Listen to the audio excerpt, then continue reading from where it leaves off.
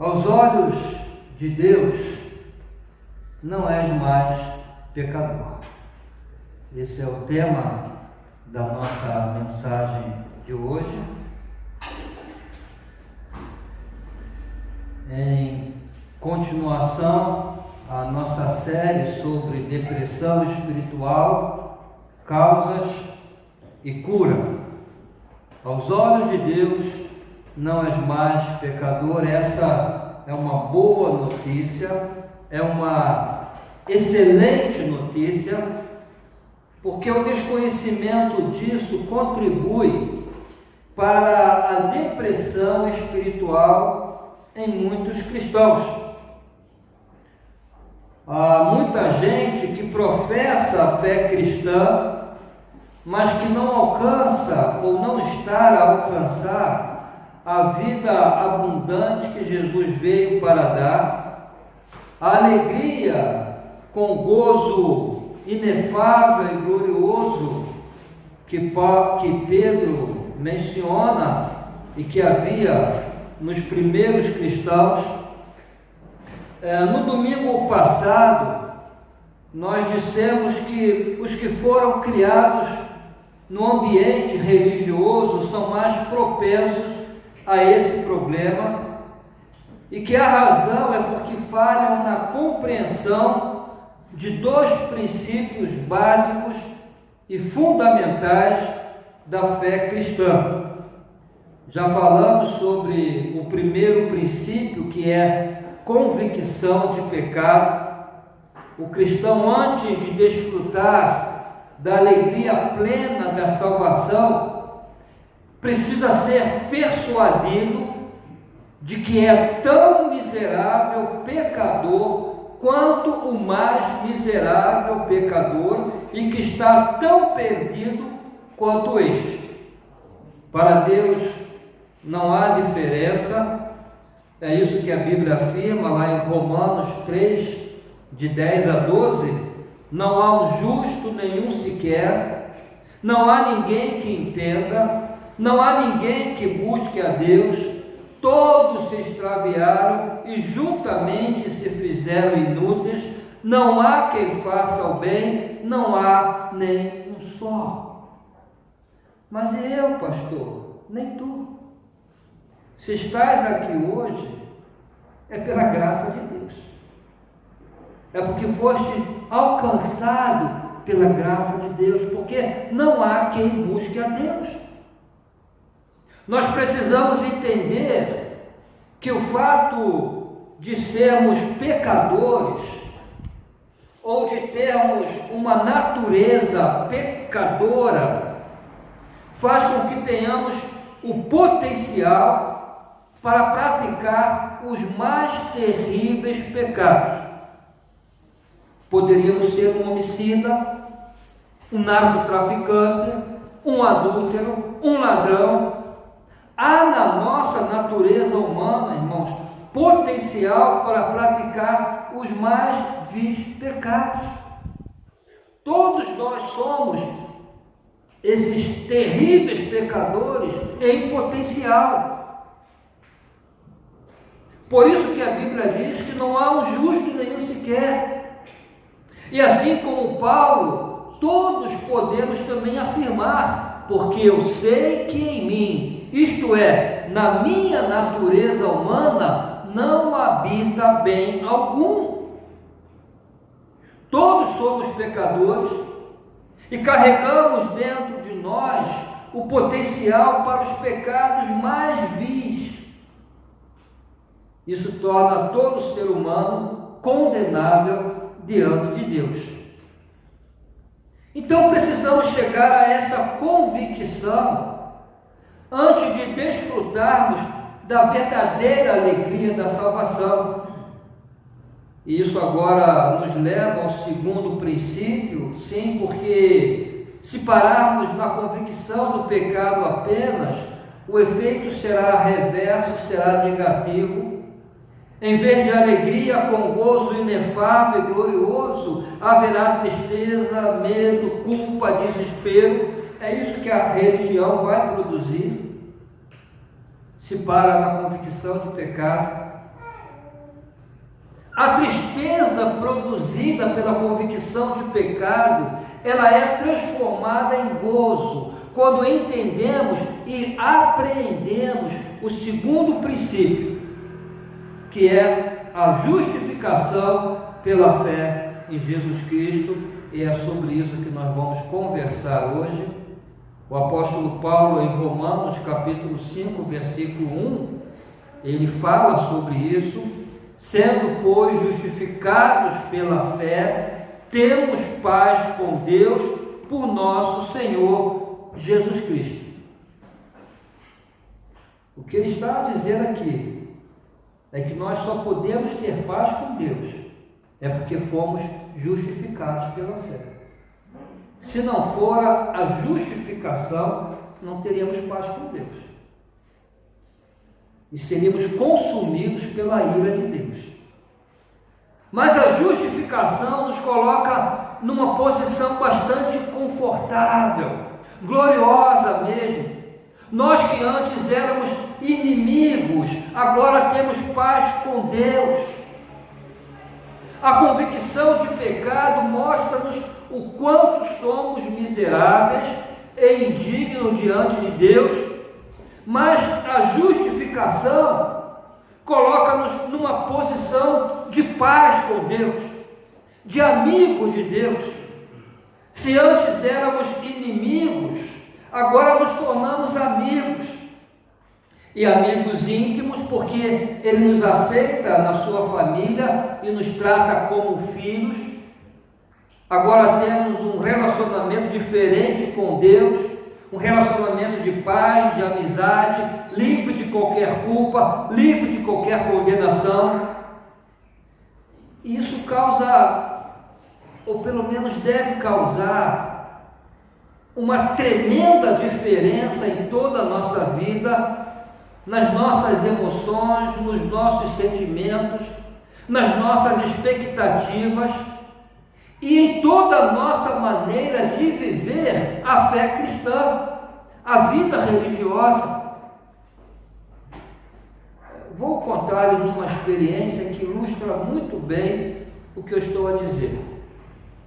Eu estava no 4º ano no seminário teológico, há mais de 30 anos, e quando fui convidado para ajudar uma igreja no Brasil, no Rio de Janeiro, no Ministério de Evangelismo e Missões, aquela igreja estava com um novo pastor, um pastor que havia sido inclusive missionário aqui em Portugal durante 15 anos, foi o que organizou a igreja em Évora, o pastor José Nietzsche. Mas o pastor antigo, ele havia pastoreado aquela igreja por 20 anos, era um bom homem, um homem de Deus, mas tinha um problema, era muito legalista. E naquela igreja quase tudo era normatizado, seguia normas. E normas que muitas vezes não tinham respaldo bíblico. Por exemplo, naquela igreja Joaquim não podia entrar na porta, nem Tio de Santana, nem Giovanni, porque o homem com barba não entrava naquela igreja. E João também deixou na crescer dele. O pastor dizia que o homem barbudo não entrava no céu. Qual o respaldo bíblico? A Eunice não podia entrar porque estava de calça comprida, nem a quieto, porque naquela igreja a mulher tinha que usar saia ou vestido, não podia usar calça comprida. O novo crente, para ser batizado, tinha que passar 1 ano por uma classe de doutrina ensinada pelo pastor, em que naquela classe ele dizia o que o crente devia fazer e o que não devia fazer. Claro que a lista do que não devia fazer era mais extensa do que a lista do que devia fazer ou podia fazer. Então era uma igreja do pode, não pode, é proibido. Lá, irmãos, era uma igreja de legalista, tudo certinho, tudo bem organizado, todas as regras e normas eram cumpridas, caso contrário era disciplinado, mas eu percebia que faltava algo, faltava alegria naquela igreja, faltava gozo. Os membros daquela igreja pareciam que estavam a carregar um fardo. Um dia o novo pastor pediu-me para pregar num dos cultos. E eu falei sobre a justificação pela fé em Cristo. Eu expliquei que ser justificado é ser declarado justo, que em Cristo Deus nos declara justos e passa a olhar para nós como se jamais tivéssemos cometido pecado algum. Não era a barba que contava para Deus, não era a roupa que contava para Deus. Deus olha para nós e diz: ali está o justo. Esse homem ou essa mulher não tem qualquer pecado. Isso é justificação. Quando terminou o culto, uma senhora, membro antiga da igreja, esposa de um diácono, procurou-me para dizer, emocionada: irmão Ricardo, que maravilha! Isso é verdade mesmo. É verdade que Deus, quando olha para mim, me vê como alguém que nunca pecou, como uma pessoa totalmente justa, sem pecado? Eu disse: sim. Se a irmã confiou em Jesus para a sua salvação, Deus a justifica. E justificar é isso, ser declarado justo, como se não tivesse pecado. E ela disse: mas como é isso? Eu sou pecadora. Todos os dias eu tenho consciência dos meus pecados e continuo a pecar. E eu respondi: eu sei disso, porque eu também. Então eu olhei para ela, Hebreus 10, 17, onde o escritor fala sobre a nova aliança que Deus fez com todo aquele que crê no sacrifício de Jesus para a sua salvação. Dos seus pecados e iniquidades não me lembrarei mais. Minha irmã, eu lhe disse, Deus jogou os teus pecados no mar do esquecimento, no profundo do mar do esquecimento. Escuta o que ele prometeu fazer em Miqueias 7,19: tornará a apiedar-se de nós, subjugará as nossas iniquidades e lançará todos os nossos pecados nas profundezas do mar. Irmãos, isso é parte da nova aliança, do novo pacto. Os irmãos lembram na ceia do Senhor, antes de tomar o vinho, o pastor cita a Bíblia, né? Jesus disse: este é o cálice da nova aliança, que foi derramada por vós. É a nova aliança de Deus conosco, com base na fé no sangue de Jesus. Lançará todos os nossos pecados nas profundezas do mar. E a irmã disse: oh, mas como isso é maravilhoso! Eu nunca havia escutado isso na minha vida. Isso me faz sentir feliz, segura. Naquele momento, a convicção de pecado que aquela senhora sentia deu lugar a uma profunda convicção de fé. Todo o peso produzido pelo legalismo e por uma consciência ainda culpada saiu de cima dela, sentiu-se justificada e passou a desfrutar da alegria com gozo indizível e glorioso. Tem muitos cristãos que vivem no legalismo e ainda com a consciência culpada, porque não entendem a justificação pela fé.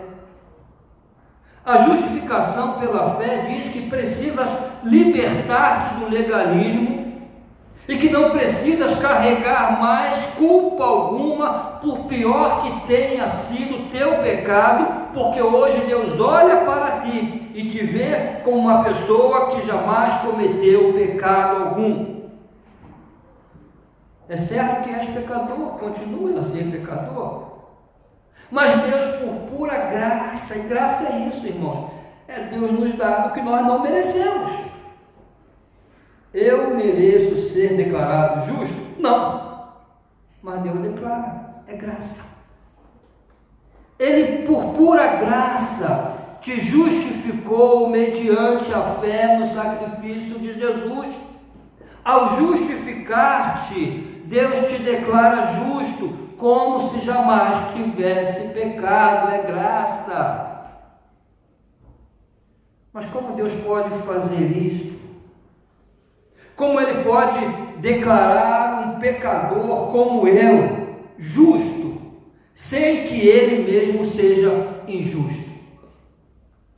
Sim, porque qualquer juiz que declara um criminoso inocente, sem culpa, está a ser injusto, porque o criminoso, é culpado. Então, como justificar-nos sem ser injusto? Paulo define esse processo como a justiça de Deus em Jesus Cristo. Romanos 3, 22 a 24, isto é, a justiça de Deus pela fé em Jesus Cristo para todos e sobre todos os que creem. Não é para todos, é para todos os que creem. Porque não há diferença, porque todos pecaram e destituídos estão da glória de Deus, sendo justificados gratuitamente pela graça, pela redenção que há em Cristo Jesus. Então, a justiça de Deus pela fé em Jesus Cristo significa que Deus enviou Jesus ao mundo para fazer o que nós não conseguimos fazer, que foi obedecer estritamente toda a lei de Deus. O Verbo se fez carne e habitou entre nós. O Filho de Deus tomou sobre si mesmo a nossa natureza humana e, como homem, rendeu a Deus perfeita adoração, perfeita lealdade e perfeita obediência. Ele observou a lei de Deus de maneira total e absoluta, sem nenhuma falha sequer. Ele foi o único homem 100% justo, sem qualquer pecado. Mas não fez só isso. Paulo acrescenta mais nesta declaração clássica da doutrina da justificação, versículo 25 e 26, ao qual Deus propôs para propiciação pela fé no seu sangue, para demonstrar a sua justiça pela remissão dos pecados dantes cometidos sob a paciência de Deus, para a demonstração da sua justiça neste tempo presente, para que ele seja justo e justificador daquele que tem fé em Jesus. Justo e justificador. Isso significa que antes que o homem possa ser reconciliado com Deus, antes que possa conhecer a Deus e relacionar-se com Ele, a culpa do pecado deve ser removida. Porque se a culpa continua, não há paz com Deus.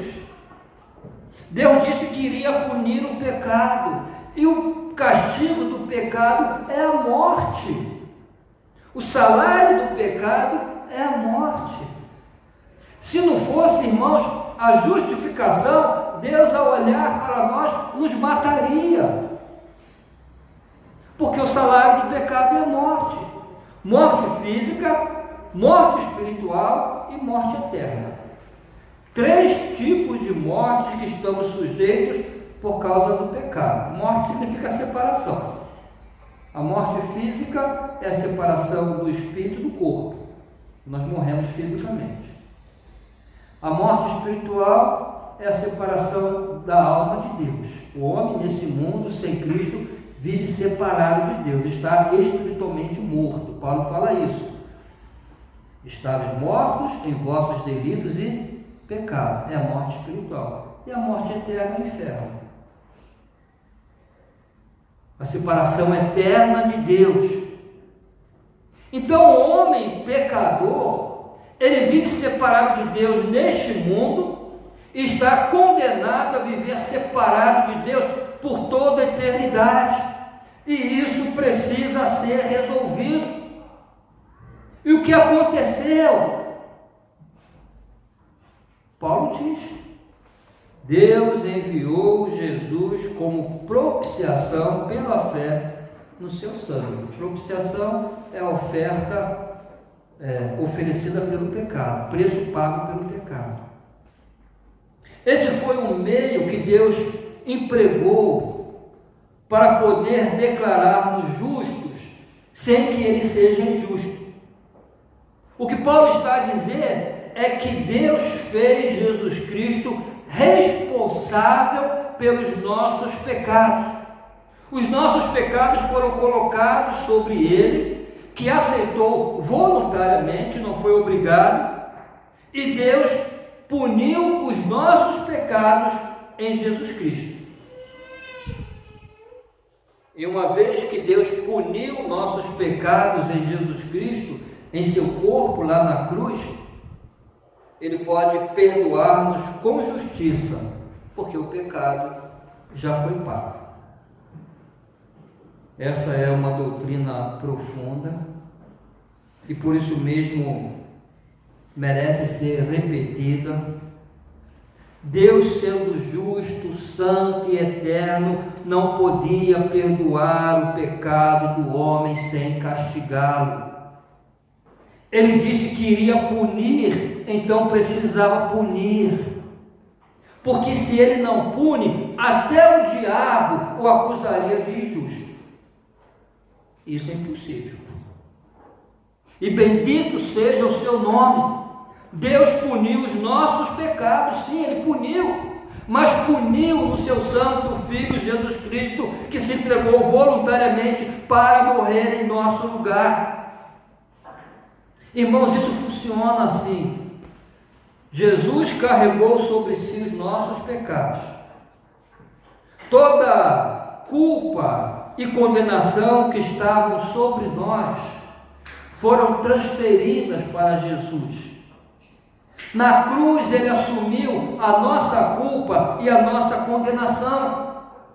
E ao mesmo tempo, ele recebeu os nossos pecados. E ao mesmo tempo que recebeu os nossos pecados, ele transferiu para nós a sua justiça. Esta justiça perfeita, face a face com a lei de Deus, que ele honrou em todos os aspectos, porque ele cumpriu tudo. Então esse é o caminho da salvação, diz Paulo. Deus aceita a oferta que Jesus Cristo fez pelos nossos pecados, que é o seu precioso sangue, e ao mesmo tempo transfere para nós a perfeita justiça de Cristo. Então o que houve foi uma troca. Cristo ficou com a nossa culpa e condenação e nós ficamos com a sua justiça. Só a graça para explicar isso, porque é uma troca vantajosa para nós. Por isso hoje Deus pode olhar para nós e declarar-nos sem qualquer culpa e pecado, porque quando Ele olha para nós, Ele não vê mais os nossos pecados que Jesus já levou. Foram transferidos para Jesus. Mas o que Deus vê é a justiça de Cristo que foi imputada em nós, que foi transferida para nós. Esse é o caminho da salvação através da justificação pela fé. Deus nos dá a justiça de Cristo. Se vemos a nossa necessidade, vamos a Deus e confessamos a Ele arrependidos os nossos pecados e cremos em Jesus Cristo para a nossa salvação, Deus nos dá a justiça do seu próprio Filho. Ele imputa a justiça de Cristo sobre nós, quer dizer, Ele carrega a justiça de Cristo sobre nós que cremos e nos considera justos, nos declara justos em Jesus Cristo. Irmãos, isso é tão simples, mas há muita gente que tem dificuldade em entender isso. Há cristãos que, mesmo depois de terem confiado em Cristo para a sua salvação, continuam a carregar o peso, o remorso de pecados cometidos no passado. Talvez eu esteja a falar com alguns agora. Deus te condena, ou melhor, Deus não te condena. Deus não te condena, mas todavia continuas a condenar-te a ti mesmo. Certa ocasião uma senhora me disse: pastor, eu creio que Deus perdoa, eu creio. O mais difícil para mim é perdoar-me a mim mesmo. Esse é o difícil. Então eu lhe respondi: irmã, se Deus já te perdoou, estás a carregar essa culpa em vão, inutilmente. Já estás limpa, já não és mais o que a tua consciência diz, mas o que Deus diz ao teu respeito. Eu também observo essa dificuldade de entender isso, principalmente quando estou a apresentar o plano de salvação a algumas pessoas. Nos meus 30 anos de ministério, já vi isso acontecer várias vezes lá no Peru, como eu vi acontecer isso. Depois de apresentar todo o plano de salvação e justificação pela fé em Jesus Cristo, eu pergunto à pessoa: entendeste? E a pessoa diz: sim, entendi. Então eu faço outra pergunta: estás pronto para receber a Cristo como Salvador? Aí a pessoa hesita e diz: ah, pastor, acho que ainda não sinto que estou preparado, não sou bastante bom para ser cristão, ainda não. A verdade é que essa pessoa não entendeu nada. Parece muito humilde a sua resposta, mas é uma mentira do diabo e uma negação da fé. Ninguém nunca será suficientemente bom. Ninguém jamais foi bom bastante. A essência da salvação cristã é dizer que Cristo é suficientemente bom, perfeito, justo e santo, e eu estou escondido nele, coberto por ele. Devemos esquecer tudo a respeito de nós. É claro que nenhum de nós é suficiente bom e nunca seremos, mas o caminho da salvação e da justificação pela fé em Cristo nos diz que não importa o que fomos no passado, nem mesmo o que somos hoje, e nem o que fizemos. Não importa que tenhas ido quase às profundezas do inferno, ou se és culpado de homicídio ou qualquer outro pecado vil, não importa quando se trata de justificação perante Deus. A transação já foi feita, a troca já foi realizada na cruz. O Santo Filho de Deus carregou sobre si todos os nossos pecados e transferiu para nós a sua justiça. Os irmãos creem nisso? Creem que com referência à salvação e justificação diante de Deus, o que determina se somos pecadores ou não é o que fizemos, mas o nosso relacionamento com Deus mediante a fé em Jesus Cristo. Como Paulo diz em Romanos 5:1, e vale a pena repetir: sendo, pois, justificados pela fé, temos paz com Deus por nosso Senhor Jesus Cristo. Não fomos justificados pelo que fizemos, é pela fé.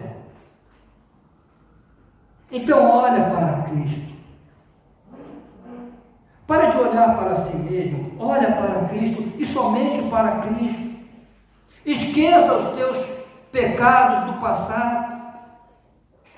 Deixa de levar em consideração qualquer acusação que venha de sua própria consciência ou do próprio diabo. Esqueça toda a culpa. Liberta-te de todo sentimento acusatório e olha somente para Jesus e diga: em nada ponho a minha fé, senão na graça de Jesus, no sacrifício remidor, no sangue do meu Redentor. A minha fé e o meu amor estão firmados no Senhor. E precisas crer de tal forma que possas ir além, a declarar com plena convicção: seu juramento é muito leal, abriga-me no temporal, ao vir cercar-me a tentação, é Cristo a minha salvação. Se queres realmente experimentar a alegria da salvação e não seres afetado pela depressão espiritual que a religião pode causar, a primeira coisa que precisas fazer é dizer adeus de uma vez por todas ao teu passado. Compreenda que ele foi coberto e apagado em Cristo. Nunca mais olhes para trás, para os teus pecados. Lá na cruz Jesus disse: está consumado. Então, em relação ao teu pecado, digas o mesmo: está consumado, já foi pago, já foi resolvido. Todos os teus pecados foram cobertos pelo sangue de Cristo. O sangue de Jesus nos limpa de todo pecado, de modo que pode declarar-te justo, porque Deus te declara justo, como se jamais tivesses pecado.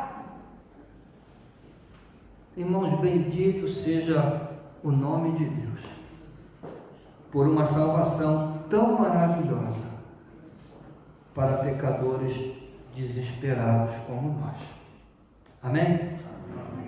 Firmeza é o hino que vamos cantar agora. Em nada ponho a minha fé, senão na graça de Jesus, no sacrifício remidor, no sangue do meu Redentor. Vamos ficar de pé, irmãos, para cantarmos este hino.